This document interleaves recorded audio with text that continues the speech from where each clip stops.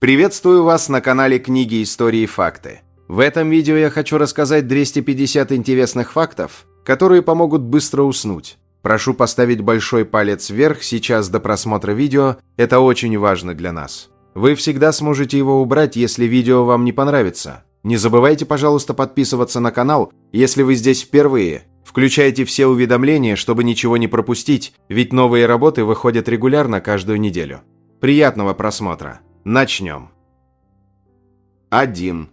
Аллигатора можно распознать ночью по свечению глаз. У крупных особей они отсвечивают красным цветом, а у мелких – зеленым.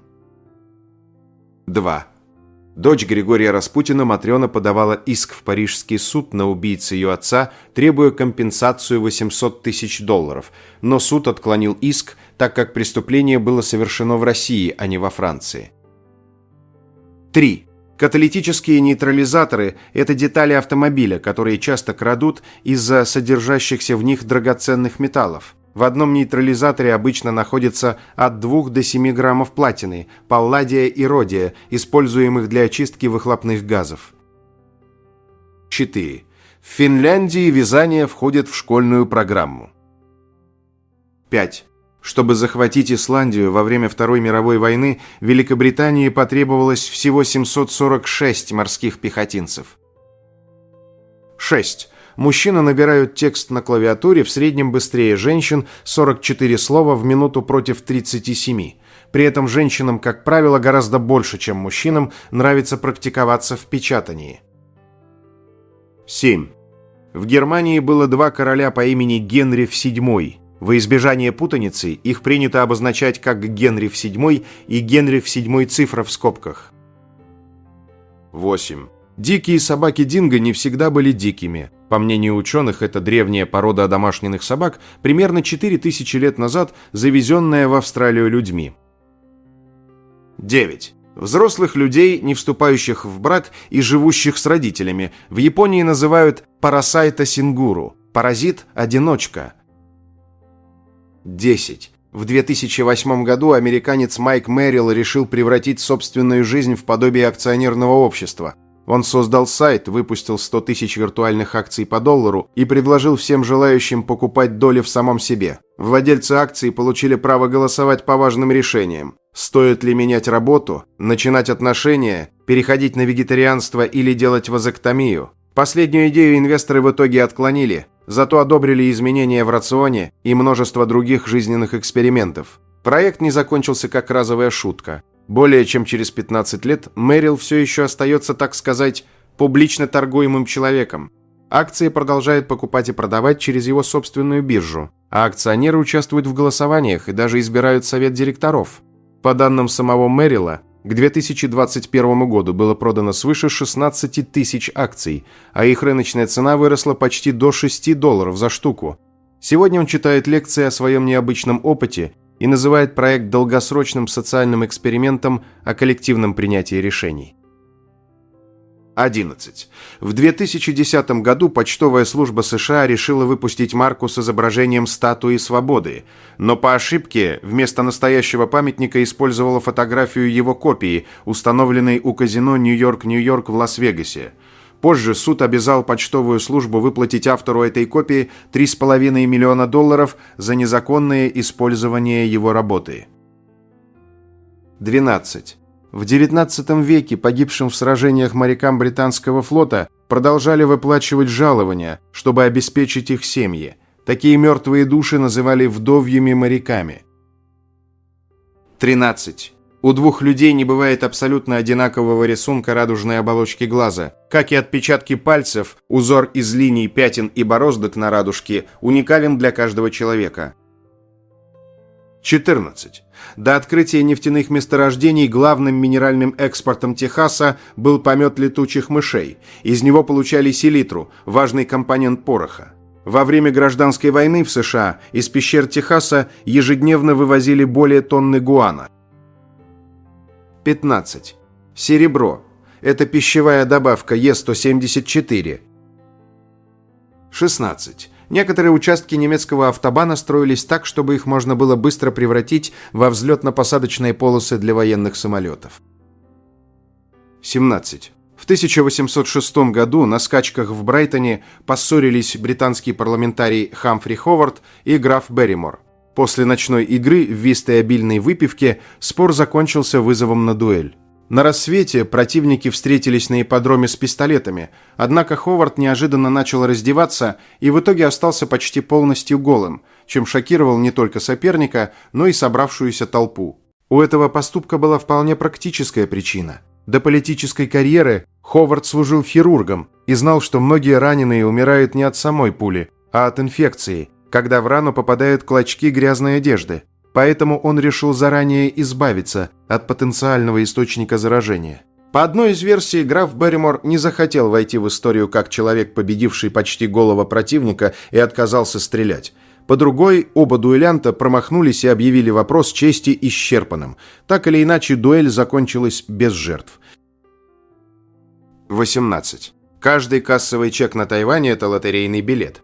Тайвань ввел эту систему в 1951 году, чтобы бороться с неучтенными и, следовательно, необлагаемыми налогом продажами. В первый же год после запуска лотереи налоговые поступления выросли на 75%. 19.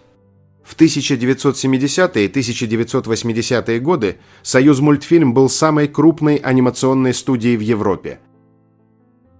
20. Земли-Луна кажется гораздо меньше, чем Земля с Луны. На лунном небе Земля выглядит примерно в 15 раз крупнее. А свет от полной Земли может быть примерно в 50 раз ярче света полной Луны. 21. На востоке Аравийского полуострова в X веке находилось мусульманское Карматское государство, устроенное по принципу коммунизма. Некоторые современные авторы прозвали его жителей большевиками ислама. 22. Некоторые птицы избавляются от паразитов с помощью муравления, необычной процедуры, во время которой натирают перья муравьями или даже ложатся прямо на муравейник. Муравьи в ответ выделяют муравьиную кислоту, и птицы используют ее как природное средство против клещей, блох и пухоедов. Такое поведение описано более чем у 200 видов птиц. Муравление бывает двух видов. При активном птица хватает муравьев клювом и натирает ими перья. При пассивном просто расправляет крылья и позволяет муравьям ползать по телу. Особенно часто птицы прибегают к этому во время линьки.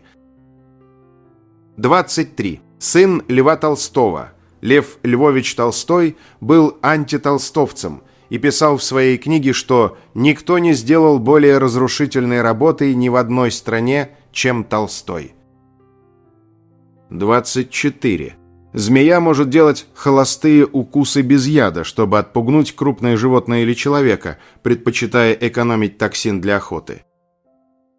25. Будущий 20-й президент США Джеймс Гарфилд, будучи конгрессменом, опубликовал собственное оригинальное доказательство теоремы Пифагора. Сегодня известно уже более 370 доказательств этой теоремы, но доказательство Гарфилда до сих пор считается одним из самых элегантных.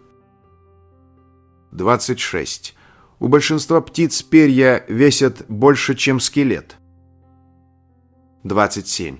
Темные пятна на поверхности Луны с 17 века принято называть морями, хотя никакой воды там, конечно, нет, это огромные равнины из застывшей вулканической лавы.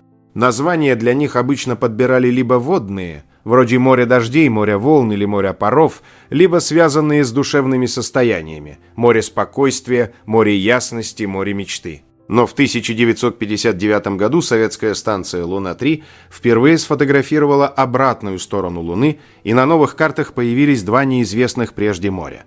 Одно из них советские ученые предложили назвать «морем Москвы». Название вызвало бурные споры среди астрономов. Оно нарушало многовековую традицию именования лунных морей. В 1961 году Международный астрономический союз все же официально утвердил его, а разрядить атмосферу помог французский астроном Одриен Дольфус. Он заметил, что Москва – это по сути тоже душевное состояние. Позже выяснилось, что море Москвы еще и одно из самых необычных мест на Луне. Японская миссия Кагуя обнаружила там аномально тонкую лунную кору, практически нулевой толщины под слоем базальтовой лавы. 28. В середине 1840-х годов Урбан Жан-Жозеф Леверье предсказал существование 8-й планеты Солнечной системы, заметив аномалии в орбите Урана, который тогда считался последней планетой. Его расчеты оказались настолько точными, что астрономы обнаружили Нептун менее чем через час после начала поисков. 29. Большое невольничье озеро в Канаде названо так из-за племени Слейви, проживающего неподалеку. Но из-за того, что «слейв» по-английски означает «раб», название озера неверно перевели на многие языки, в том числе и русский. 30.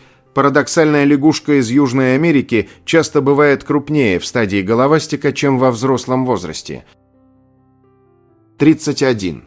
Французский круассан – это изначально традиционное австрийское печенье кипфель, приготовленное из слоеного теста. 32. На чемпионате мира 1974 года сборная Нидерландов до финала пропустила лишь один мяч, и тот в собственные ворота забил защитник Рут Кролл. Перед турниром один из спонсоров пообещал игрокам денежные премии за каждый гол, но в контракте не было уточнения, что попадания в свои ворота не учитываются. Тогда футболисты потребовали выплатить Кроллу бонус наравне с остальными авторами мячей. Спонсору пришлось согласиться. В официальной статистике такие попадания записываются на счет их авторов так же, как и обычные мячи. После этого случая многие компании начали отдельно прописывать в контрактах, что премии за поражение своих ворот не выплачиваются. 33. Учитель Леонардо да Винчи умер потому, что, цитата, «съел слишком много арбуза». 34.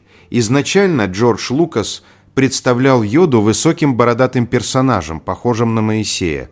Окончательный облик героя создал художник Стюарт Фриборн, объединив собственные черты лица с внешностью Альберта Эйнштейна.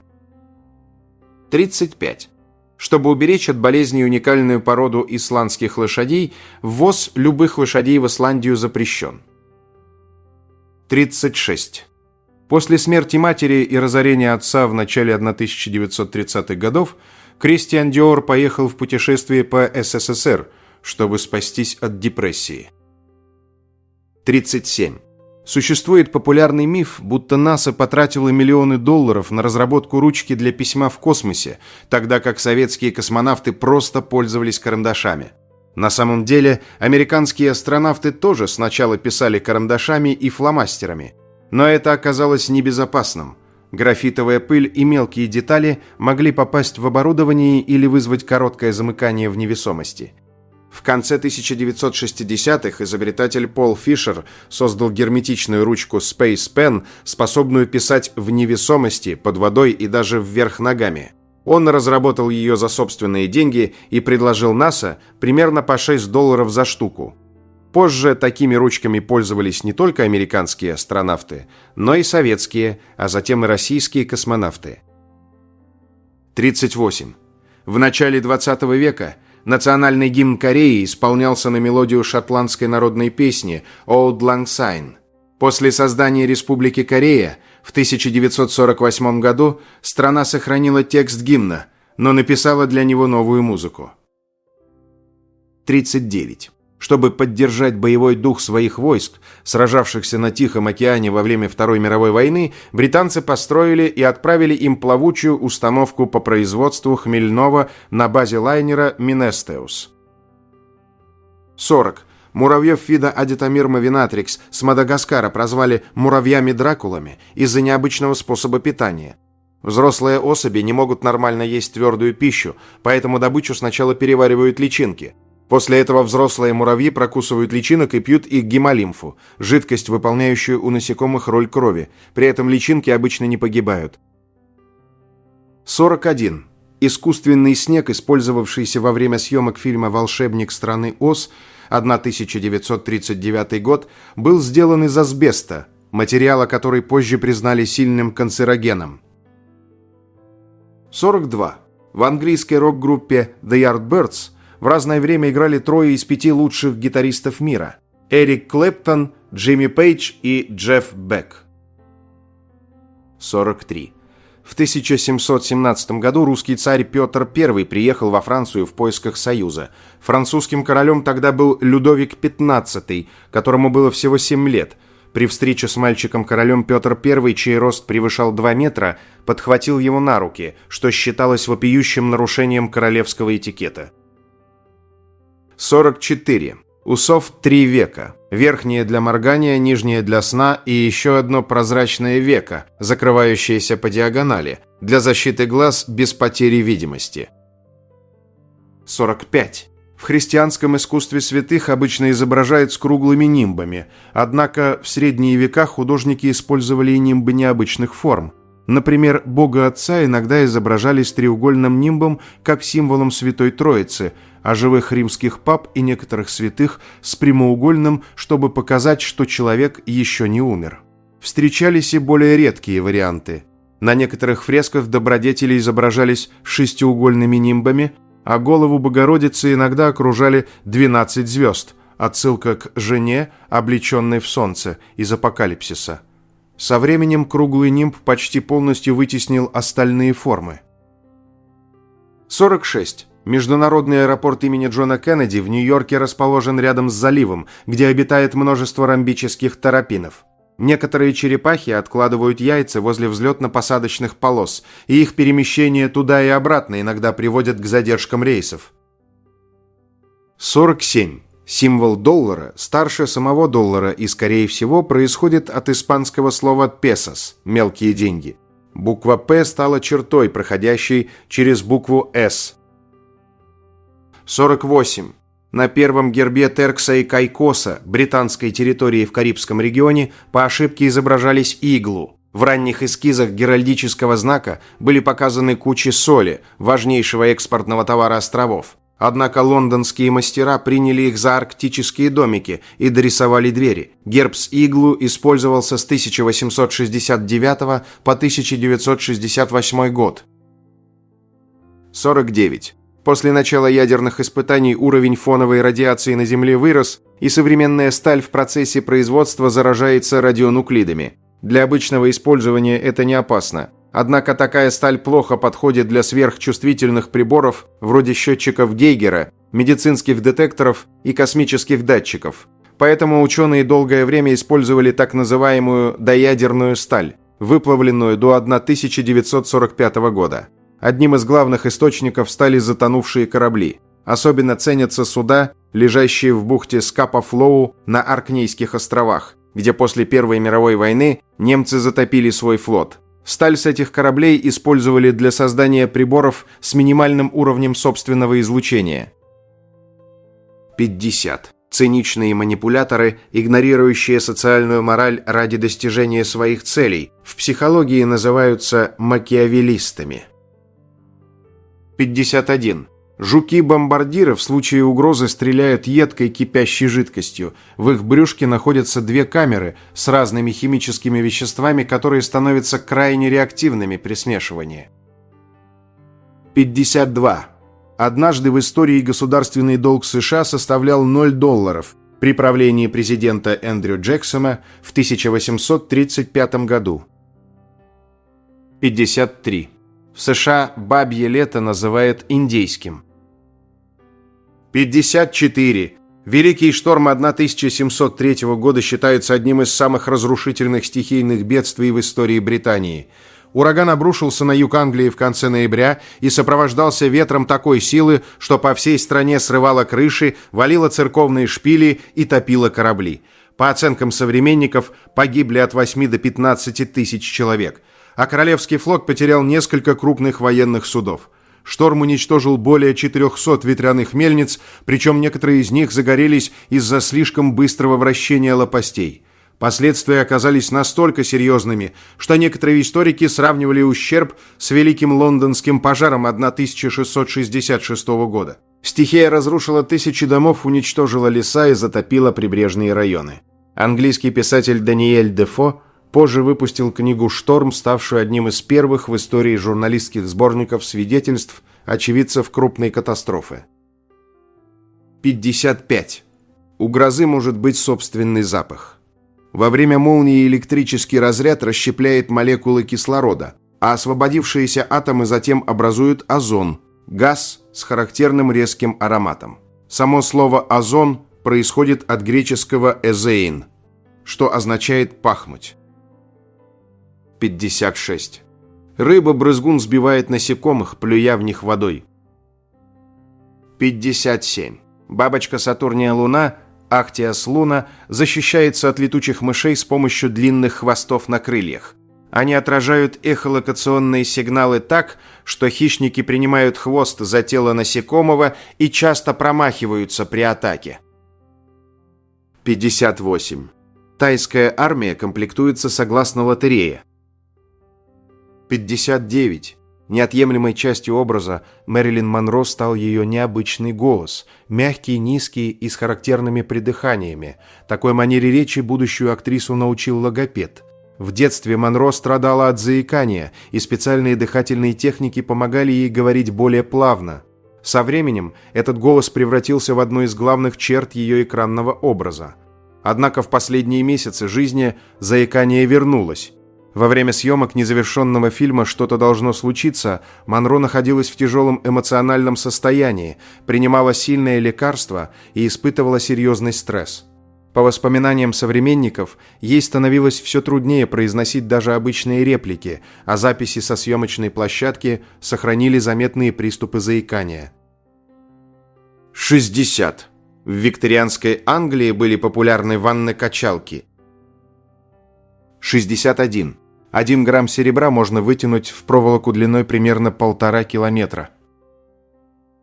62.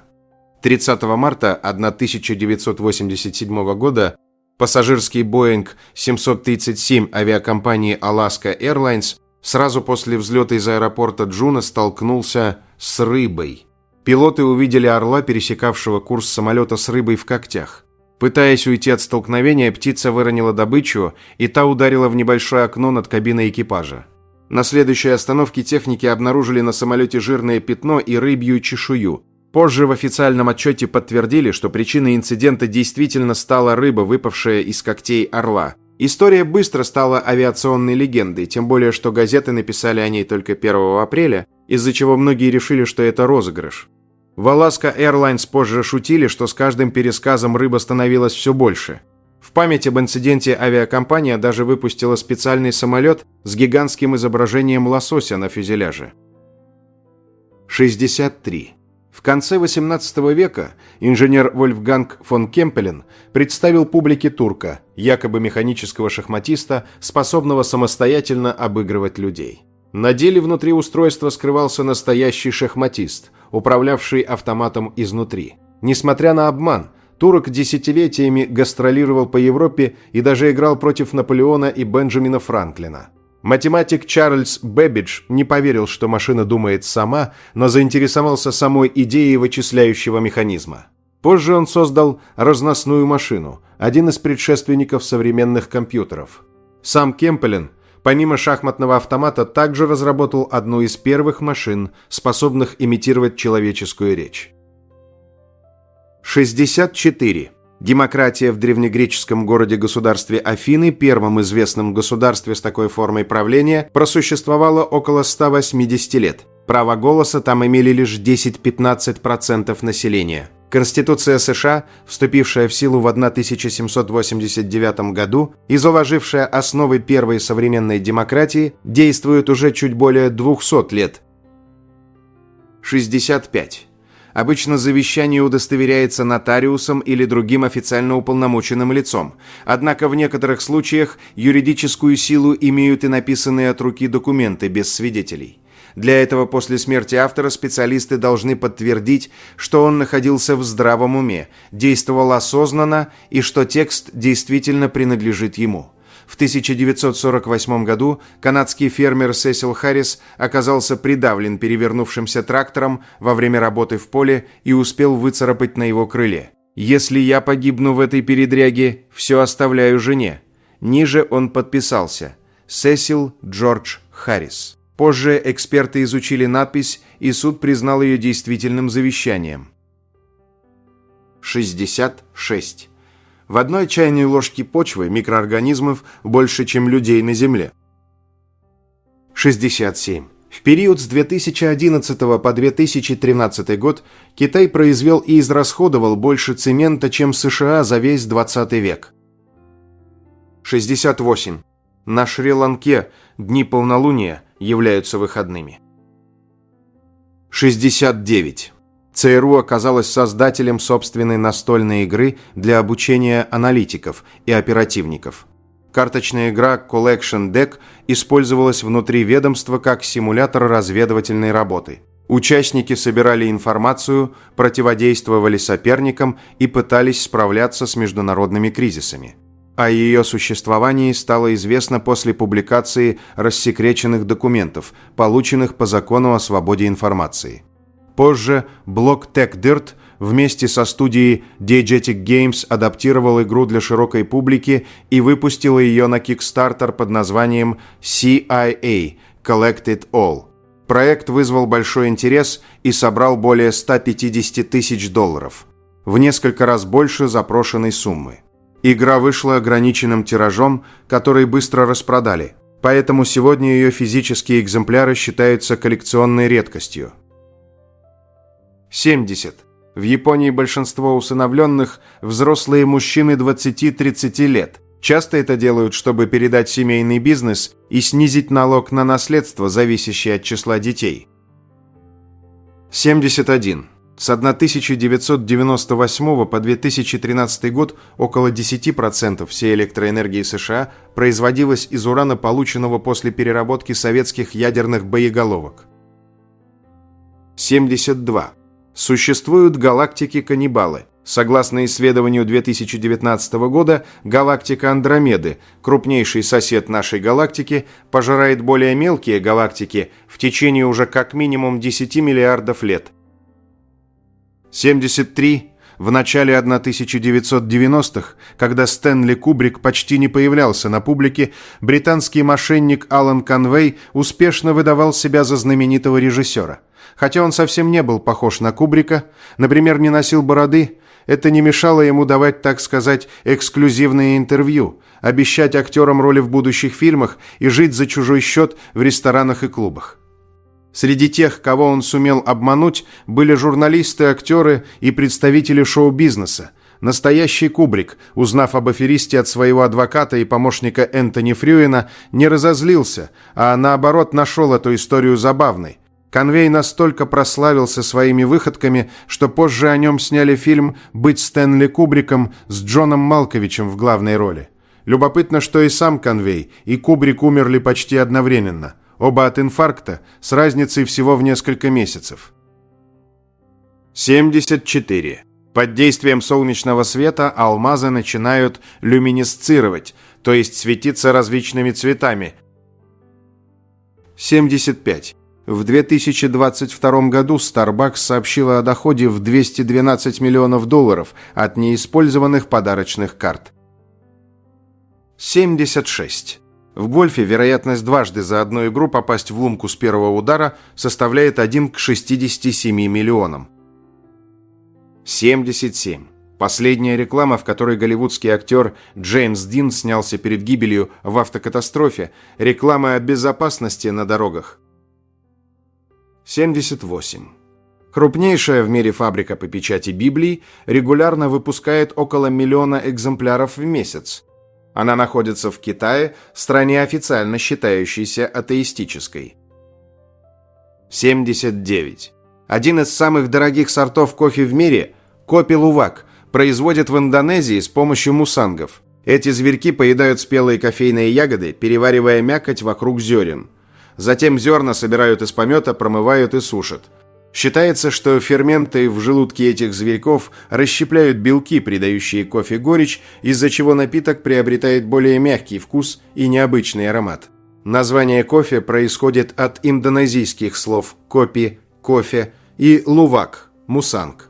Изначально такой кофе собирали только в дикой природе, но из-за высокого спроса появились фермы, где мусангов держат в клетках и специально кормят кофейными ягодами. Многие ценители считают, что дикий Kopi Luwak вкуснее, потому что на воле зверьки выбирают только самые лучшие плоды. 80. Если огромный метеорит будет угрожать Земле, мы можем даже не узнать об этом заранее. В 2018 году над Беринговым морем взорвался метеорит мощностью около 10 хиросимских бомб, и ученые заметили его только постфактум. потому что событие произошло над малонаселенным районом, где почти не было наблюдений. 81. Китайские шашки изобрели в Германии в 1892 году, а китайскими их назвали в 1928 году в рекламных целях. 82. Тревога и депрессия могут вызывать физическую боль.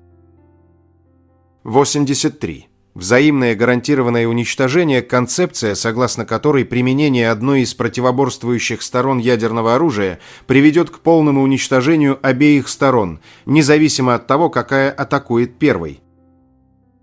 84.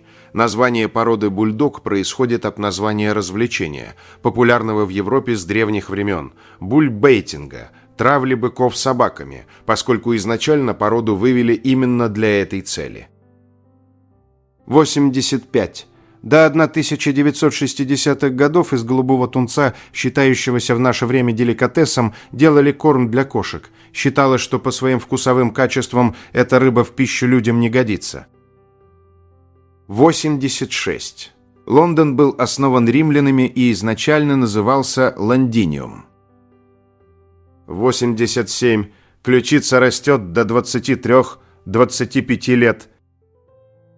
88. После выхода «Братьев Блюз» в 1980 году владельцы кинотеатров, контролировавшие более половины кинорынка США, отказались показывать фильм, заявив, что в нем слишком много чернокожих актеров. Несмотря на это, картина вошла в десятку самых кассовых фильмов года в американском прокате.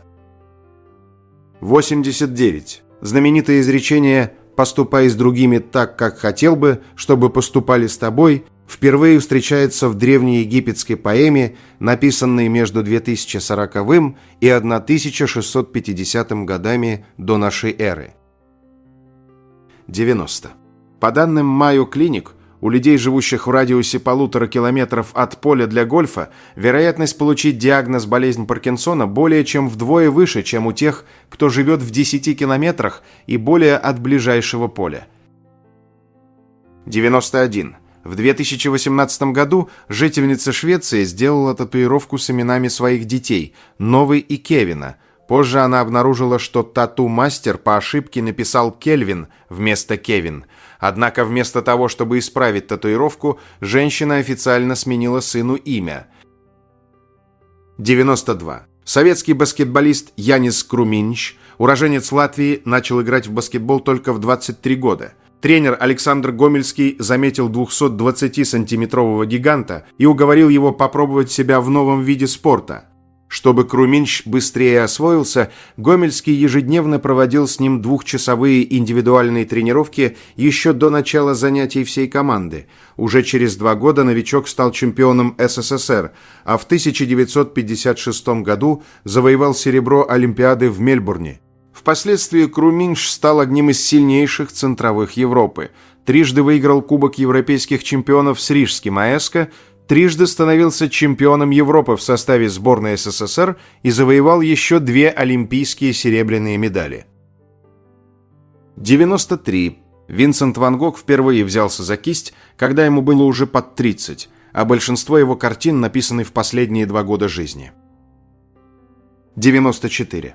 До начала 20 века французы ели майских жуков. Рецепт супа из майских жуков 19 века гласит: поджарьте фунт майских жуков без крыльев и ножек в кипящем масле, затем сварите их в курином бульоне, добавьте немного телячьей печени и подавайте с зеленым луком на тосте.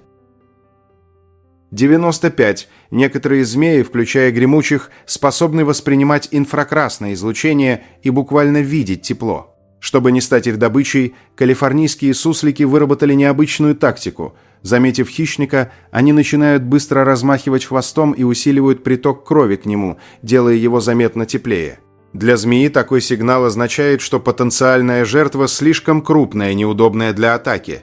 Исследования показали, что суслики нагревают хвост только при встрече с гремучими змеями, способными воспринимать инфракрасное излучение, но не делают этого при контакте с неядовитыми змеями, лишенными такой способности. Кроме того, их характерное размахивание хвостом служит предупреждением для других сусликов. Заметив сигнал, сородичи становятся более осторожными и внимательнее следят за возможной опасностью.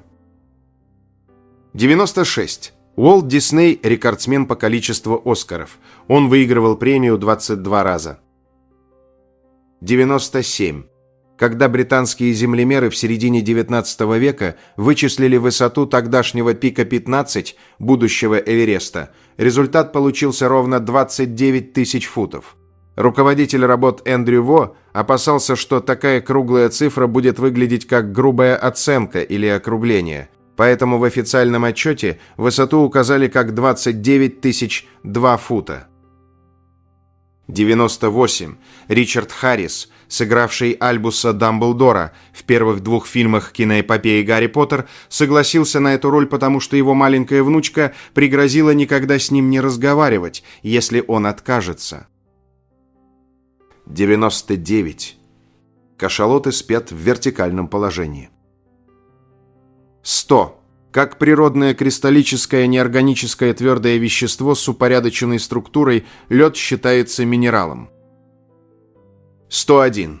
Когда Джон Рональд Руэлл Толкиен познакомился со своей будущей женой Эдит, пара проводила время в чайной, бросая с балкона кусочки сахара на шляпы прохожих, пока сахарница не пустела. 102. Префронтальная кора – часть человеческого мозга, отвечающая за принятие рациональных решений, полностью созревает только к 25 годам. 103. Гай Юлий Цезарь был политиком и полководцем, назначившим самого себя римским консулом, диктатором и великим понтификом, но он никогда не был императором. 104. В среднем в человеческом теле содержится 0,2 мг золота.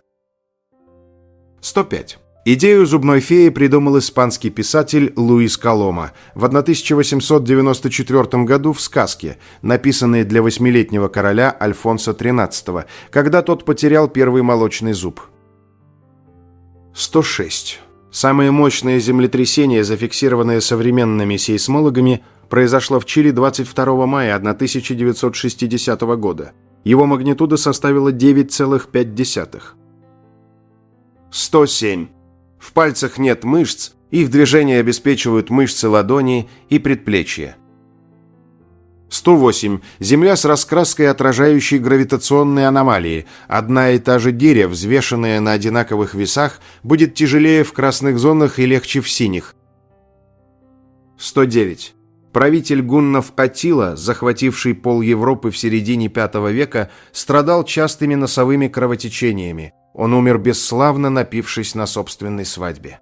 Во сне у него пошла носом кровь, которая попала в легкие, и Аттила умер, так и не проснувшись.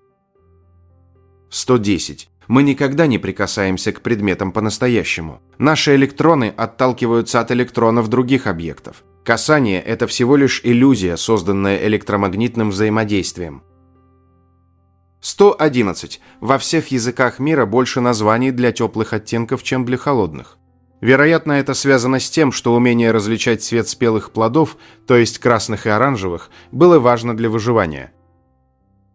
112. В отличие от большинства саламандр и других амфибий, альпийские саламандры не несут яйца, а являются живородящими. Самка вынашивает детеныша 1-3 года и рожает полностью развитую новую особь. 113. Существует множество растений, цветущих зимой, например, рождественские розы, зимние анютины-глазки, зимний аконит и, конечно, подснежники.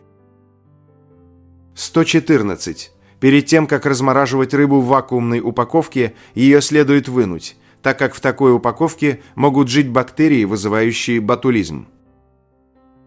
115. Широко известная иллюстрация эволюции называется «Марш прогресса». Ее создал художник Рудольф Залингер в 1965 году. 116. Новорожденные дети могут видеть мир только в черно-белых тонах с оттенками серого. 117. Российская рэп-группа Bad Balance была названа в честь бренда кроссовок New Balance. 118. Хотя капуста огородная повсеместно выращивается как однолетнее растение, она растет 2 года. На 2-й год капуста зацветает, даже если качан не посажен в землю. 119. Белоголовый орлан может парить вверх лапами. 120. Во время драки за самку самцы балканской черепахи стараются перевернуть друг друга на спину. Высока вероятность, что поверженный противник больше никогда не сможет встать на ноги. 121. Ученые не отрицают существование шаровой молнии, поскольку есть многочисленные свидетельства этого явления, но экспериментально до сих пор не могут ни подтвердить его, ни опровергнуть. 122. Существует более 130 популярных песен, в которых используются одни и те же 4 аккорда. 123. Микробиота, населяющая наш кишечник и другие органы, это сочетание множества видов разных организмов, от бактерий простейших до грибов, живущих в основном на поверхности слизистых. 124. В течение первого месяца беременности человеческий эмбрион имеет размер 0,14 мм, а к тому времени, когда ребенку приходит пора появиться на свет, его тело увеличивается в более чем 3000 раз. 125. Планеты Солнечной системы вращаются не вокруг Солнца, а вокруг центра масс Солнечной системы, который называется барицентром. Правда, барицентр почти всегда совпадает с расположением Солнца. 126. Молнии удобряют почву.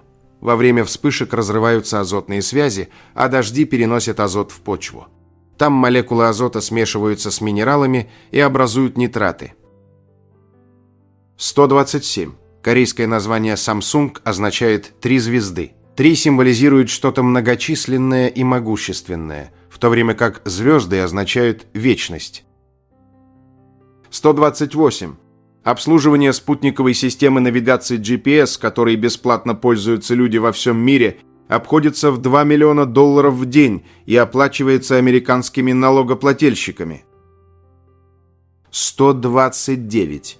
Когда нас тошнит, слюнные железы выделяют много слюны, чтобы защитить зубы от эрозии зубной эмали из-за действия желудочной кислоты. 130. Рыбка Дори из «В поисках Немо» считается самым достоверно изображенным персонажем с проблемами с памятью. Ее трудности соответствуют тем, с которыми в реальной жизни сталкиваются люди с амнестическим синдромом. 131. В теории чисел совершенными называют целые числа, равные сумме их положительных делителей. Наименьшее такое число – 6, поскольку 1 плюс 2 плюс 3 равно 6. 132. Если вы возвращаетесь домой каждый день в одно и то же время, ваша собака быстро запомнит этот распорядок. Она ориентируется на то, сколько вашего запаха осталось в доме и сколько успело выветриться за время вашего отсутствия. 133. Около 70% пресной воды Земли находится в ледяном покрове Антарктиды. 134. Вигго Мортенсену, исполнителю роли Арагорна во «Властелине колец», предлагали сняться в кинотрилогии «Хоббит», но он отказался, пояснив, что этого персонажа нет в одноименной книге Толкиена. 135. 1 миллион секунд равен 11,5 дням, 1 миллиард – 31 году, 1 триллион секунд – это 31 170 лет. 136. Сканеры штрих-кодов считывают не сами полосы, а отраженный от них свет. Черные полосы поглощают свет, а белые отражают его, и сканер фиксирует разницу, превращая ее в данные. 137. Среднее число скелетов в организме человека превышает 1. Как такое возможно? Из-за наличия в человеческой популяции множества беременных женщин. 138. Обезьяны используют зубочистки, любые острые палочки, найденные в природе, от крепких травинок до птичьих перьев. 139. Медные дверные ручки дезинфицируют сами себя за 8 часов. Медь токсична для бактерий, грибов, вирусов и прочих микроорганизмов. 140. Ежегодно Иерусалимская почта получает больше 1000 писем, адресованных Богу. Письма шлют со всего мира, и они адресованы Иисусу Христу в Иерусалим. В них люди каются в грехах, просят о помощи, а в некоторых лежат деньги. 141. Большинство детей рождается с голубыми глазами. В течение первых 12 месяцев клетки начинают вырабатывать меланин, и цвет глаз может измениться. 142. В американском штате Техас Люди во время просмотра фильмов в кинотеатрах едят соленые огурцы. 143. Глобальное потепление разрешило земельный спор между Индией и Бангладеш. Спорный остров Нью-Мур, Южный Талпатти, исчез, уйдя под воду. 144. Начальники в рабочее время гораздо больше времени проводят в соцсетях, чем их подчиненные, показало исследование с участием 11 тысяч человек. 145. Есть состояние ума, противоположное паранойе. Это пронойя. Человек, страдающий паранойей, считает, что мир сговорился против него, а страдающий паранойей, напротив, считает, что все сговорились, чтобы сделать его жизнь лучше. 146. Каждый 24-й житель Нью-Йорка – миллионер. Однако большую часть этих денег составляет ипотечный кредит. 147. Пшеничную крупу делают из пшеницы, а пшено – из проса. 148. Во время спектаклей в театре «Палас» в Лондоне 2 места всегда пустуют. Их оставляют для призраков, так как популярное суеверие гласит, что в каждом театре обитают призраки. 149.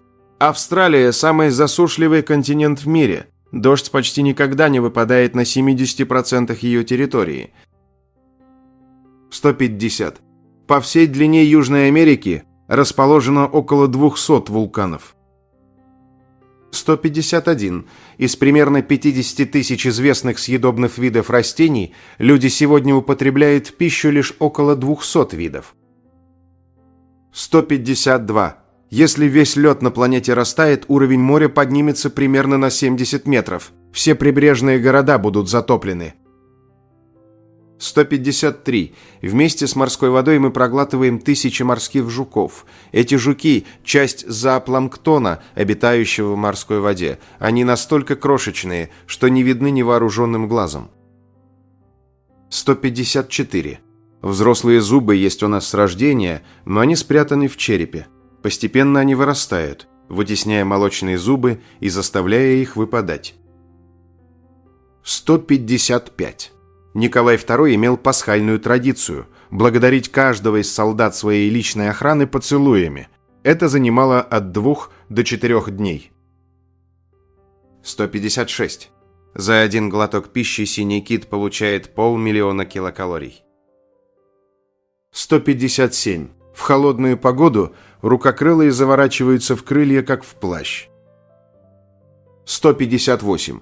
Слово «грех» в русском языке изначально значило «ошибка». 159. Поднятие животным верхней губы с обнажением зубов называется флемен. Это движение помогает распознавать запахи. 160. В 2013 году бельгийский клуб FC Racing Boxberg подписал контракт с 20-месячным Брайсом Брайтсом, сделав его самым молодым профессиональным футболистом в истории. 161. Шимпанзе узнают друг друга по попам так же хорошо, как люди узнают друг друга по лицам. 162.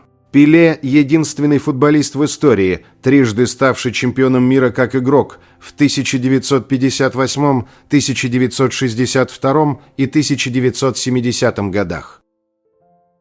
163. Крошечное морское животное гидроктиния способно всего за несколько дней отрастить себе новую голову, если хищник откусит предыдущую.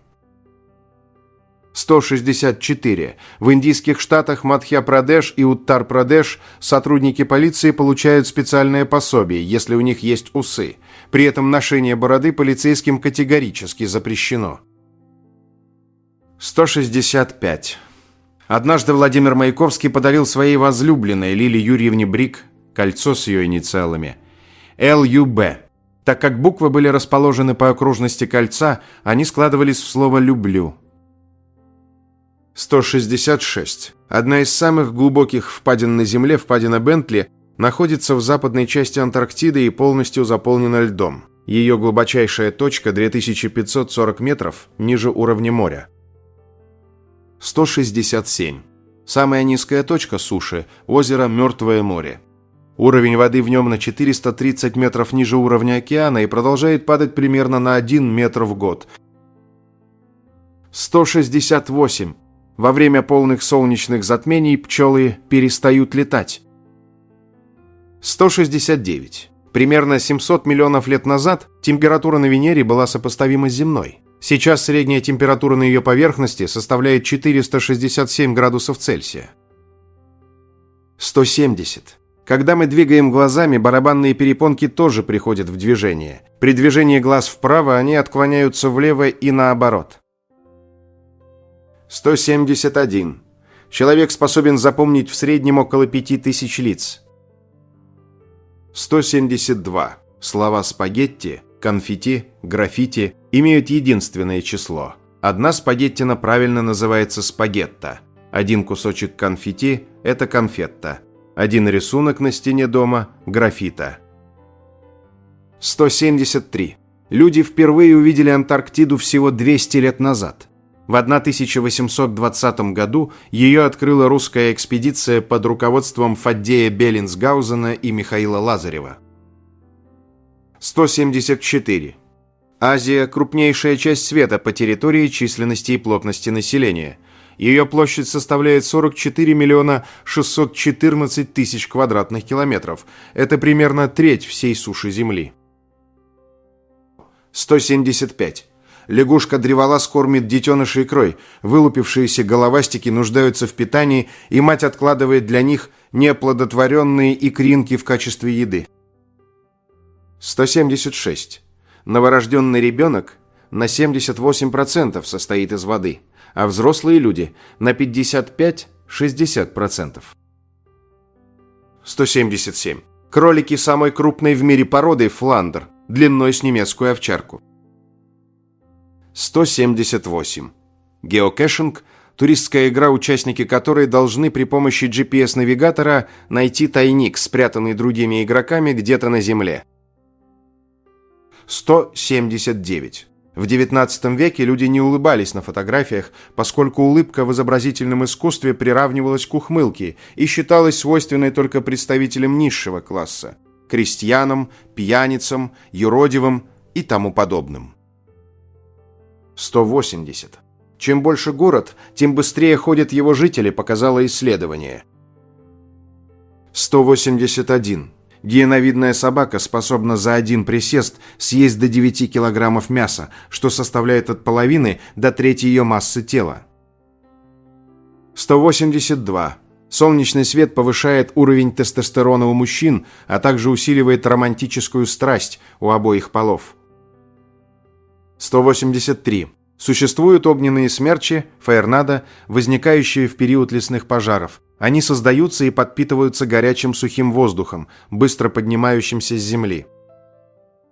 184. В среднем на сон у льва уходит 18 часов, но если лев обильно поел, он может проспать 24 часа подряд.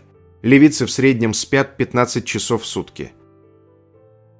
185. Мультфильм «Бэмби» входит в список 25 лучших фильмов ужасов всех времен по версии журнала Time. 186. 500 – минимальное число людей, которое должно выжить в апокалипсисе, чтобы у нас был шанс восстановить популяцию своего вида, не имея проблем с инбридингом. 187. Знаменитый композитор Бетховен, как известно, был глухим, однако мог создавать великие произведения. Каким образом? Он слушал зубами. Композитор приставлял к роялю конец трости, а другой конец зажимал в зубах. Так звук доходил до внутреннего уха. 188. Древние греки и римляне использовали навоз крокодилов в качестве омолаживающего средства. Чаще всего его накладывали плотным слоем на лицо, как косметическую маску. 189. Сахара – огромнейшая пустыня, почти целиком заполнена гравием. В основном она состоит не из песка, а из крошечных камешков красного, белого и черного цвета. 190. 13 братьев и сестер из ирландской семьи Доннелли родились с 1924 по 1945 год, и все прожили необычно долгую жизнь. В сумме 1075 лет. В 2017 году их признали самой долго живущей семьей в истории, и рекорд зафиксировали в книге рекордов Гиннесса. 191. Трилогия «Властелин колец» имеет самое большое число наград в истории кинематографа. Экранизация бессмертного романа получила в общей сложности 475 наград из 800 номинаций. 192. Гелий был впервые обнаружен в 1868 году при изучении хромосферы Солнца, поэтому его назвали в честь бога Солнца – Гелиоса. Лишь спустя 27 лет гелий нашли и на Земле. 193. Каждый день на поверхность нашей планеты осыпается около 100 тонн космической пыли. 194. На изображении лестницы в Пизанской башне. 195. Зеброид – это гибрид зебры с другим представителем семейства лошадиных. 196. Размер обуви статуи свободы 879. 197. На съемках Гарри Поттера Дэниел Рэдклифф сменил 70 палочек и 160 пар очков. Также было создано 40 медальонов Слизерина, 250 портретов для мраморной лестницы и 210 тысяч монет для сцены в банке Гринготс. 198. Для нормальной работы печени очень важна клетчатка. Исследование 2017 года утверждает, что одно яблоко, груша или другой фрукт с твердой кожицей, съедаемый каждый день, поддержит здоровье печени и поможет ей справиться с повреждениями. 199. Каждая капля дождя образуется вокруг микроскопической частицы, например, пылинки, сажи или кристаллика соли. Без них водяной пар не смог бы превратиться в каплю, и дождь бы просто не пошел. 200. До 1987 года в Исландии не было телепередач по четвергам. Идея заключалась в том, чтобы оставить этот день для общения. Сейчас исландцы, родившиеся до 1987 года, шутят, что, скорее всего, были зачаты именно в четверг. А сейчас я хочу попросить о минуте вашего внимания, касающейся организационных вопросов на нашем канале КИФ. Прошу вас подписаться, а также нажать на колокольчик и выбрать все уведомления. Также прошу вас подписаться на наш телеграм-канал, ссылка на него размещена в шапке главной страницы. Из него вы всегда оперативно узнаете о выходе новых видео. И только там мы регулярно публикуем материалы, которые никогда не будут размещены на YouTube из-за жестких правил площадки. Эти два пункта очень важны для развития канала, и прошу вас прислушаться к моей просьбе. Обращаю ваше внимание, что, как и всегда, в конце видео вас ждет очень интересный бонусный факт для всех досмотревших этот ролик до конца, который вам наверняка неизвестен. В заключении этого видео мы разместим самые интересные, популярные, полезные и остроумные комментарии, которые зрители оставляли к предыдущему нашему ролику, а также список наших спонсоров. Оставляйте свои комментарии, чтобы попасть в следующий ролик. А теперь продолжаем. 201. Adidas прекращает спонсорскую поддержку, если узнает, что спортсмен связан с саентологией. Такие условия были прописаны в ряде контрактов. 202. В шахматах пешка, достигшая 8-й горизонтали, может быть превращена в любую фигуру того же цвета. Чаще всего игроки выбирают ферзя в 96,9% случаев. 203. В США биллион всегда означал миллиард, а в Британии до конца 20 века под этим словом понимали триллион. Одно слово, а разница в 3 нуля. 204. Магазин, в котором живут 1000 оттенков. В маленьком магазине карандашей в Тегеране стены от пола до потолка покрыты тысячами цветных карандашей. И каким-то невероятным образом его владелец Мохаммад Рафи точно знает, где находится каждый из них. Этот магазин существует уже несколько десятилетий и со временем превратился не просто в канцелярию, а почти в настоящий архив цвета. 205. Пляж любви на мексиканском острове Мариета образовался после военных испытаний в начале 20 века. Один из снарядов пробил вход в пещеру, которая располагается в прибрежной зоне острова. В получившемся кратере и образовался сам пляж. В итоге место уединенное и очень красивое. Чтобы попасть туда, нужно 150 метров проплыть через пещерный архипелаг. Правда, туристов там тоже много бывает. 206. Шундонг – самая большая пещера в мире. Она находится во Вьетнаме и была случайно обнаружена фермером Хо Ханем в 1991 году. Шундонг поражает своими размерами. Внутри располагается около 150 пещерных залов, некоторые высотой до 200 метров. Природная архитектура пещеры отличается красотой, а микроклимат – уникальностью. Это стало возможным благодаря тому, что пещера долгое время оставалась недоступной для человека. Чтобы попасть туда, нужно перейти вброд реку, пройти через джунгли и спуститься по веревке на 80 метров вниз. 207. На юге Аргентины, в провинции Санта-Крус, есть пещера Куэва де лас Манус, что переводится как «пещера рук». На ее стенах есть множество разноцветных отпечатков древних людей.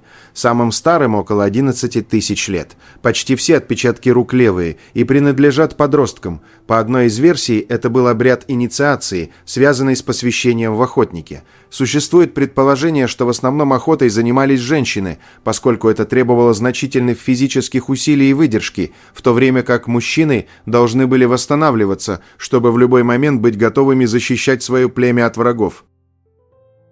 208. Репин написал «Бурлаков на Волге» и «Запорожцев», но эту картину вы не спутаете ни с чем. Илья Репин, «Негритянка», 1876 год.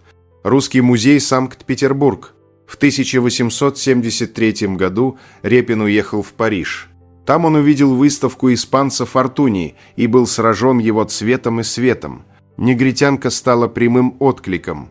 Молодая женщина сидит на полу по-турецки, скрестив ноги. На ней роскошный восточный наряд, крупные золотые украшения. За спиной кальян, рядом кувшинчик. Но главное – это взгляд. Усталый, задумчивый, будто она ушла в себя. Репин всегда писал правду. Крестьян, бурлаков, революционеров. И вдруг экзотический портрет. Неожиданно, правда? Но он и здесь остался собой.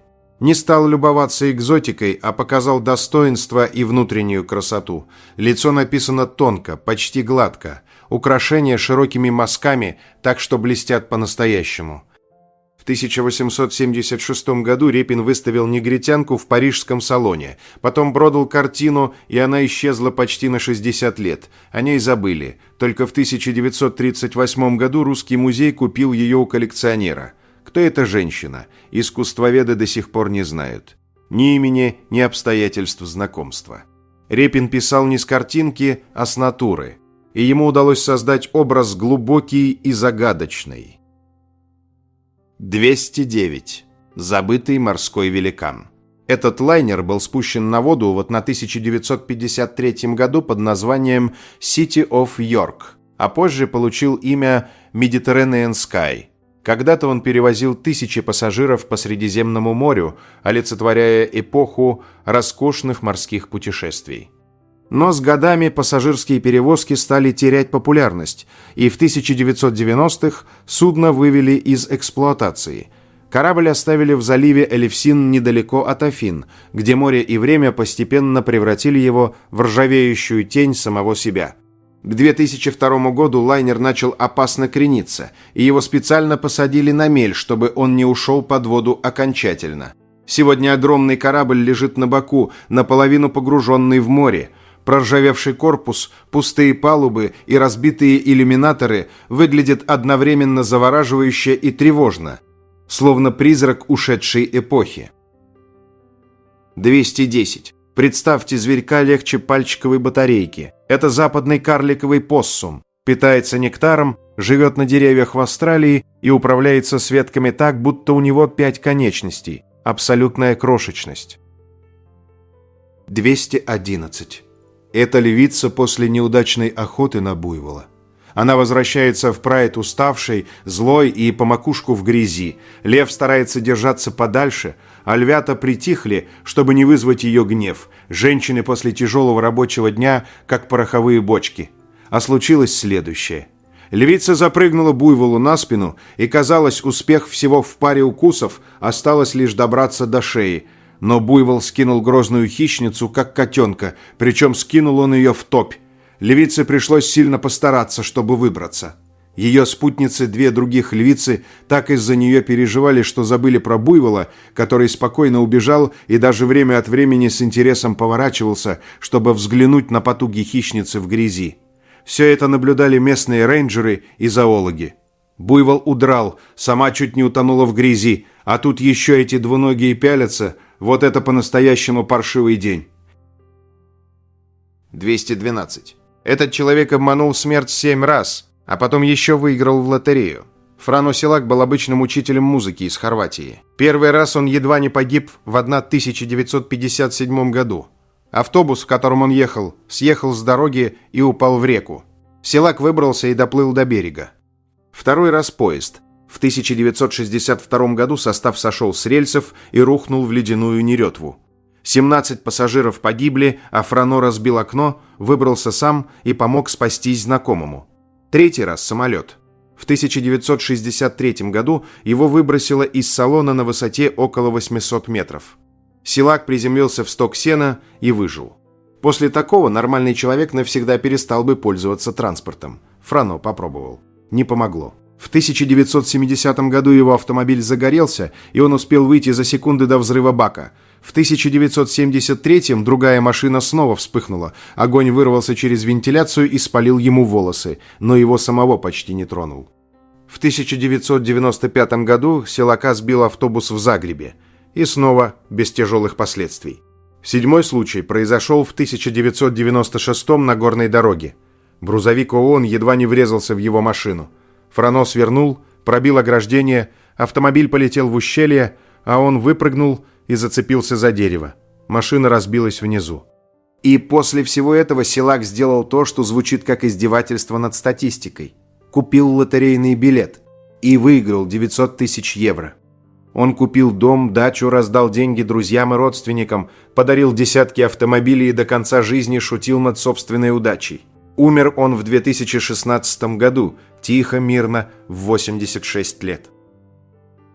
213. Мундари – одна из небольших этнических групп, расположенная примерно в 75 километрах к северу от Джубы, столицы Южного Судана. Мундари не строят дома и хижины, у них практически нет палаток, а спят они прямо рядом со своими коровами. Днем в деревне в основном можно встретить лишь женщин и детей. Почти все мужчины уходят пасти коров. Оставшиеся в деревне люди собирают коровий навоз в кучи, после чего вечером их поджигают. Они наносят на себя золу от сгоревшего коровьего навоза.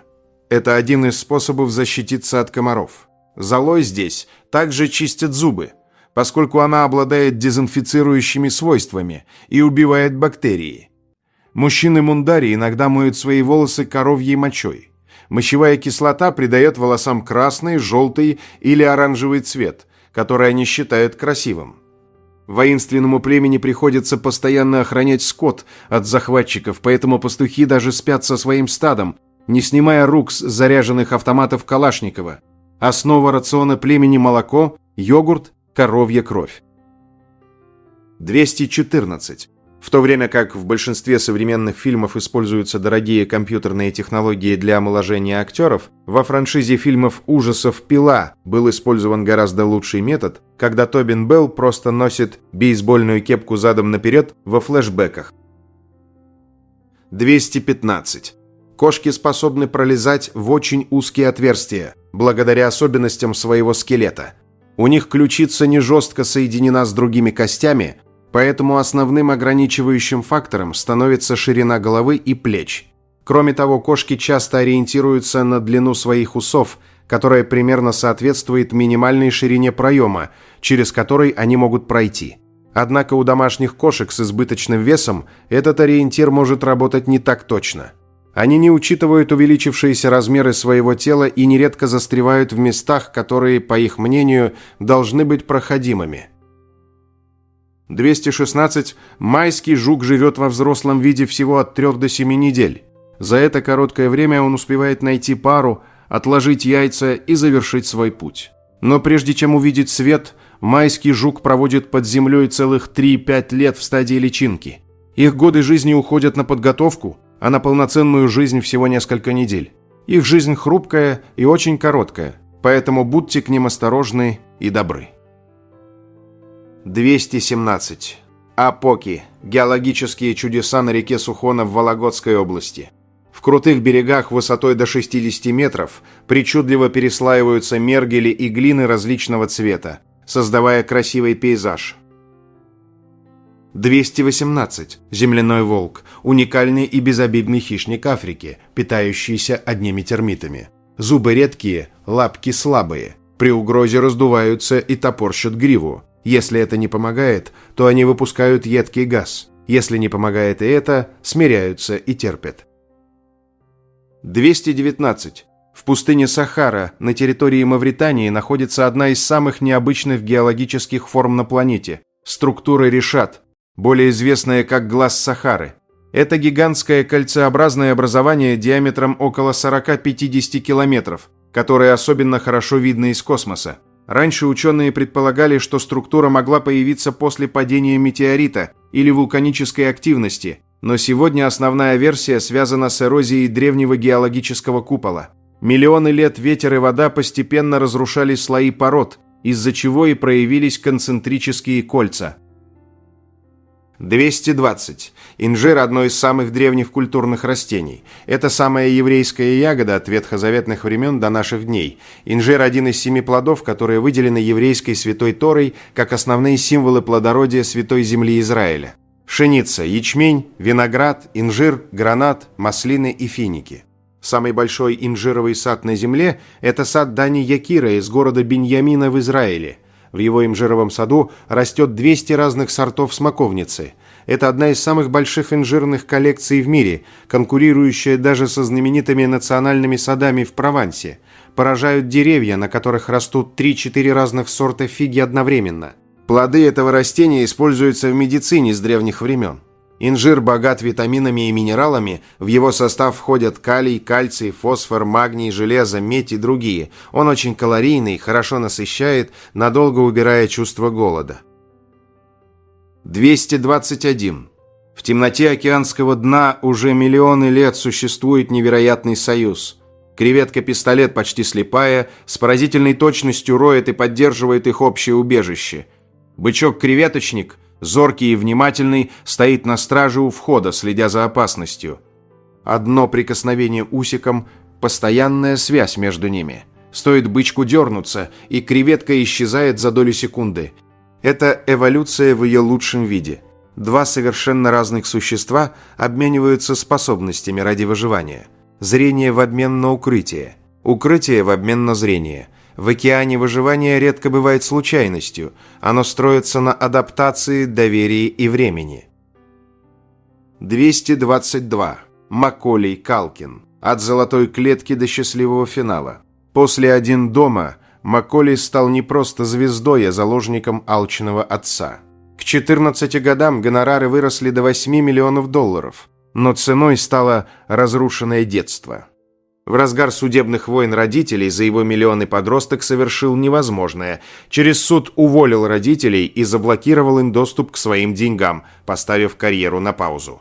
Годы забвения, борьба с зависимостями и пугающие заголовки СМИ остались в прошлом, когда в 2017 году он встретил Бренду Сонг. Девушка, тоже познавшая раннюю славу, стала его спасением. Сегодня Маколей – счастливый отец двоих сыновей и востребованный актер, триумфально вернувшийся в американской истории ужасов и Fallout. Звезда на Аллее Славы в 2023 году стала точкой в его долгой реабилитации. Эта история не о падении, а о праве человека на личную свободу и настоящую любовь. 223. Клеопатра, которую мы никогда не увидим. В 1917 году на экраны вышел фильм «Клеопатра» Джей Гордона Эдвардса. Его бюджет составлял $500 тысяч. По тем временам астрономическая сумма, почти 10 миллионов по современному эквиваленту. Длительность картины достигала 125 минут, а главную роль сыграла Теда Бара, которую тогда представляли как дочь арабского шейха, родившуюся в тени сфинкса. Ее псевдоним Теда Бара является анаграммой фразы «Arab Death». Настоящее имя актрисы – Теодосия Бер Гудман. Она родилась в Огайо в семье польско-швейцарских евреев. На экране Теда появлялась почти обнаженной в полупрозрачной одежде и лифе из переплетенных змей. Этот образ вызывал одновременно шок и интерес у зрителей. В 1937 году на студии Fox произошел пожар, и единственная копия фильма сгорела.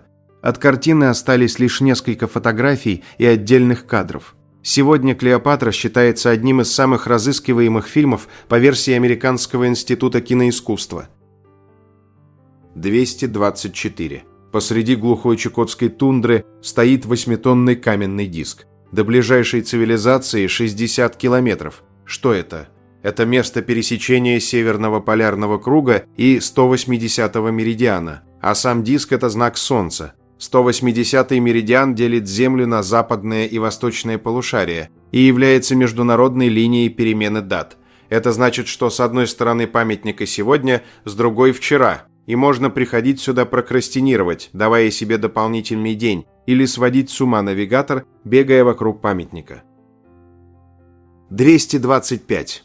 Знали ли вы, что в культовом фантастическом фильме «Пятый элемент» главный герой Корбин Даллас, Брюс Уиллис, и главный злодей Жан-Батист Эммануэль Зорг, Гэри Олдман, ни разу не встретились в кадре? Они не просто не устроили финальную драку, но и вообще ни разу не пересеклись на экране. Это довольно редкий прием для блокбастеров. Обычно зритель ждет, что герой и злодей сойдутся в прямом противостоянии. Но Люк Бессон выбрал иной путь. Сюжетные линии главных персонажей развиваются параллельно и лишь косвенно влияют друг на друга. В итоге финальное противостояние в «Пятом элементе» происходит совсем в другой плоскости, через борьбу со злом, где Корбин спасает мир с помощью Лилу. Такая структура добавляет фильму особую изюминку и подчеркивает уникальность истории. 226. Будьте осторожны, когда гуляете по берегу водоема в тропиках, ведь там может скрываться аллигатор. Аллигаторы любят валяться в грязи, так они спасаются от жары. К тому же грязь – прекрасная защита от насекомых, и по цвету это для них идеальная маскировка. Потенциальная добыча наступит и не заметит. Впрочем, аллигаторы не так опасны для человека, как крокодилы. Во Флориде аллигаторы даже часто разгуливают по улицам. Дело в том, что аллигаторы не воспринимают человека как добычу, а нападают только когда человек становится либо угрозой, либо помехой. А вот крокодилам все равно, они нападают на все, что движется в области их охотничьих интересов. Знаете, как отличить аллигатора от крокодила не только по цвету кожи? У аллигатора нос более округлый, в виде латинской буквы «У». У крокодилов же нос заостренный, больше похожий на «В». 227. Самая уродливая рыба на самом деле выглядит нормально в океане. Рыба-капля живет на глубине до 1200 метров, в холодной темноте и под высоким давлением. В этих условиях она выглядит как обычная рыба. Но как только ее поднимают на поверхность, происходит неожиданное. Перепад давления превращает ее мягкое тело в бесформенную массу. Обычно это приводит к гибели рыбы. У рыбы-капли нет плавательного пузыря, поэтому она не плавает, как другие рыбы. Вместо этого она медленно держится над дном океана и питается всем, что попадает ей под бок, от мелких животных до органических частиц. 228. Как одна шутка заставила садовых гномов путешествовать по всему миру. В сентябре 1986 года пожилая австралийка вышла полить гортензии в своем саду и не обнаружила садового гнома Бильбо. На пустой лужайке была записка: «Мамуля Белоснежка, я улетел. Скоро вернусь». Похитили его жившие по соседству студенты. Они уехали на 2 недели в Квинсленд, а после вернули гнома на место, измазав обувным кремом, как будто он загорел. Вдобавок они оставили бабуле фотографии, где гном пьет коктейли, загорает на пляже и флиртует с австралийками. История попала в газеты и породила международный тренд – гноминг. Люди стали брать гномов в путешествия, а некоторые гномы даже пошли в фигурное катание. 229. Жилье для интровертов посреди Атлантики. Frying Pan Tower – это старая башня береговой охраны США, в которой можно арендовать номер за $215 в сутки. Ее платформа стоит прямо в Атлантическом океане, в 50 километрах от побережья Северной Каролины. Попасть сюда можно только на вертолете за 20 минут или доплыть на катере за 2 часа. 230. «Челюсти» могли стать обычным фильмом про гигантскую акулу, если бы сама акула нормально работала. Спилберг планировал показывать монстра чаще, но механическая конструкция постоянно ломалась. Ее делали для съемок в океане, а соленая вода быстро выводила механизм из строя. Акула тонула, дергалась не так, заедала, выглядела слишком искусственной. Съемочная группа злилась, сроки ползли, инвесторы нервничали. И тут провал стал находкой. Раз акулу нельзя показать, ее начали прятать. Вместо прямого ужаса появились желтые бочки на воде, взгляд из глубины, резкое исчезновение людей, пустая поверхность моря и музыка Джона Уильямса, где две ноты работали сильнее любого монстра в кадре. Зритель не видел угрозу полностью, поэтому дорисовывал ее сам. Так фильм стал страшнее. Настоящий ужас оказался не в пасти акулы, а в ожидании, где она сейчас, кого выберет, когда ударит. Поломка заставила Спилберга снять не аттракцион с резиновой рыбой, а напряженный триллер. «Челюсти» стали хитом именно потому, что акулу скрыли. Иногда лучший спецэффект – тот, который вовремя не сработал. 231. Всего 2 года спустя, после гибели «Титаника», возле берегов Канады затонуло судно «Императрица Ирландии» с сопоставимым числом погибших – 1014 человек, «Титаник» – 1496. Но в отличие от «Титаника», «Императрица» полностью ушла под воду всего за 14 минут. 232. Единственный объект на Венере, названный мужским именем, это горы Максвелла, в честь основателя электродинамики Джеймса Клерка Максвелла. 233. Русское название застольного тоста «Здравица». 234. Японские макаки лепят снежки и играют в них. 235. В 1987 году Михаил Горбачев выступил с новогодним обращением к гражданам США, а Рональд Рейган – к жителям СССР. Это событие было связано с подписанием договора о ликвидации ракет средней и меньшей дальности. 236. Британский актер Марк Чепмен сыграл Джона Леннона в фильме об убийстве Джона Леннона американским преступником Марком Чепменом. 237. Чемоданы на колесиках до 1970-х годов считались предназначенными только для женщин. Универмаги отказывались продавать их, опасаясь, что покупатели-мужчины решат, что их считают слабаками.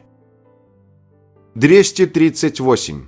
В оригинальном концепт-арте «Черную пантеру» супергероя Марвел звали «Угольным тигром». 239. Исследование с участием 697 младенцев показало, что дети, находившиеся на грудном вскармливании в течение первых 9 месяцев, имели более развитые когнитивные способности, чем дети, которых грудью не кормили. 240. Самка осьминога Гранелодон бариопасифика высиживает яйца 53 месяца. 241. На глубине 10 метров у побережья Сусами установлен подводный почтовый ящик. В 2005 году через него отправляли до 200 писем в день. 242. В Лихтенштейне есть всего одна тюрьма, и она рассчитана максимум на 20 заключенных. 243. Пока мир сражался во Второй мировой, Перу и Эквадор вели свою войну за территорию. Конфликт 1941 года длился около полугода. 244. В начале 20 века доход Российской империи от экспорта сливочного масла был сопоставим с доходами от добычи золота. 245. Эффект свидетеля – психологическое явление, при котором в экстренной ситуации в людном месте шансы получить помощь снижаются. Каждый считает, что поможет кто-то другой. Поэтому, если вам стало плохо, не просите помощи у толпы. Лучше обратиться напрямую к конкретному человеку. 246. Император Николай II, первый глава государства, огласивший идею всемирного разоружения. Его предложение было озвучено в 1898 году, накануне Гаагской конференции, и адресовано главам европейских государств. 247. У большинства млекопитающих от человека до жирафа 7 шейных позвонков. 248. Мерцание звезд – это оптический эффект, который создает атмосфера Земли. 249.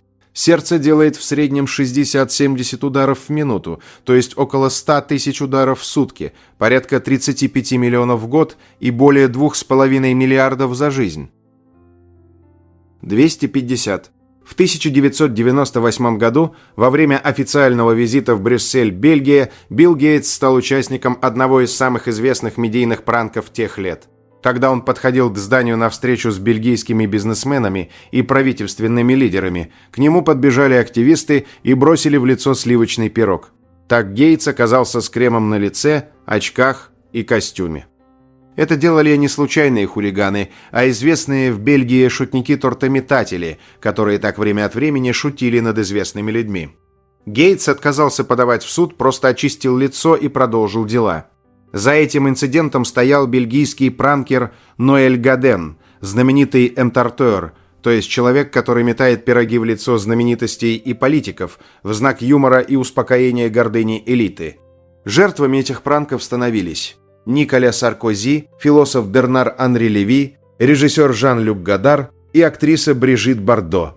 Всех, так сказать, сбивали с пьедестала пирогом прямо в лицо. На этом я бы хотел закончить это видео с 250 интересными фактами, которые помогут быстро уснуть. Ну и уже по традиции для всех досмотревших этот ролик до конца предлагаю узнать бонусный факт. Худой голодный полосатый кот вошел в класс калифорнийской школы в 1952 году, и то, что произошло потом, навсегда изменило эту школу. Ученики начальной школы Элизиан Хайтс в Лос-Анджелесе были посреди урока, когда неожиданный гость спокойно вошел через открытую дверь. Он не мяукал и не выпрашивал еду. Вместо этого кот прошел прямо в центр класса, сел и невозмутимо начал вылизывать свою шерсть. Дети были в восторге, и учительница решила позволить ему остаться. Когда в конце дня прозвенел школьный звонок, кот тихо исчез. Но уже на следующее утро он вернулся. Он приходил и на следующий день, и еще через день. Очень скоро всем стало ясно. Этот бездомный кот официально выбрал именно их школу. Ученики решили назвать его Room 8 в честь кабинета номер 8, где он появился впервые. С того момента Room 8 стал постоянным обитателем школы. Каждое утро он неизменно приходил без опозданий. Днем он находил теплые солнечные места на полу, спал на партах и с полной уверенностью расхаживал по коридорам. Он никогда не мешал урокам и не доставлял никаких проблем. Когда учителям нужно было писать на доске, они просто аккуратно отодвигали его в сторону. Один из учеников того времени позже вспоминал: «Он был просто нашим другом, и мы все заботились о нем». С годами Румейт стал самым знаменитым членом школы. Он начал появляться на официальных классных фотографиях рядом с детьми. Присутствовал на уроках математики, чтения и рисования. Конечно, домашние задания он не выполнял, но его спокойное присутствие приносило в классы особое чувство уюта и мира. Забота о нем стала большой честью для учеников. К 1962 году история этого удивительного кота распространилась далеко за пределы Лос-Анджелеса. Известный журнал «Лук» опубликовал о нем большую статью, и внезапно Румейт стал знаменитостью национального масштаба. В школу начали приходить тысячи писем со всей Америки. На конвертах было просто написано «Room 8, Elysian Heights Elementary School». Дети и взрослые присылали ему письма поклонников, красивые рисунки и маленькие подарки. Когда Румейт состарился и начал болеть, школьное сообщество стало заботиться о нем еще сильнее. Добрая учительница по имени Вирджиния Финли, жившая прямо через дорогу от школы, решила дать ему постоянный дом на ночи и школьные каникулы. Даже в старости Румейт все равно хотел ходить в школу. В те дни, когда он был слишком слаб, чтобы самостоятельно перейти улицу, учителя или ученики бережно приносили его в школу на руках. 11 августа 1968 года Румейт мирно ушел из жизни. Ему было больше 20 лет, невероятно долгий срок для кота, который когда-то начинал свою жизнь на улице. Его смерть стала настолько важным событием, что газета «Лос-Анджелес Таймс» опубликовала длинный и трогательный некролог. Его никогда официально не усыновлял ни один человек, и он не проходил никакой специальной дрессировки. Он просто однажды нашел открытую дверь, а люди внутри открыли ему свои сердца. На протяжении 16 прекрасных лет Румейт подарил тысячам детей урок, которого не найти ни в одном учебнике. Он показал миру, что любовь – это не владение, а готовность каждый день быть рядом с теми, кто тебе дорог. И что иногда все, что нужно одинокой душе – это безопасное место, где она сможет почувствовать себя нужной и любимой. Вот такими у нас получились 250 интересных фактов, которые помогут быстро уснуть. На экране вы можете увидеть несколько комментариев из предыдущего ролика. Надеемся, вам понравился материал, который мы собрали для вас. Оставляйте комментарии, ставьте большой палец вверх, делитесь своим мнением о ролике, предлагайте темы, которые вы хотели бы услышать в новых видео. Все это очень важно для нас и позволяет продолжать радовать вас новыми, надеемся, еще более интересными видео. Отдельно хочу поблагодарить всех зрителей, поддержавших наш канал материально в это непростое время. Их имена вы можете увидеть на экране вашего устройства прямо сейчас и в описании ролика. Благодарю за просмотр этого видео и прошу подписаться на канал Книги, Истории, Факты, поставить лайк, нажать на колокольчик и выбрать все уведомления. Вам наверняка понравится. Я расскажу еще много интересного и познавательного. Прошу при возможности помочь каналу, заглянув в описание этого видео и поддержать любым удобным способом. Ваши комментарии, большие пальцы вверх и то, что вы делитесь нашими видео в самых разных социальных сетях и мессенджерах, помогает развитию нашего канала и позволяет понять, что прилагаемые нами усилия не напрасны.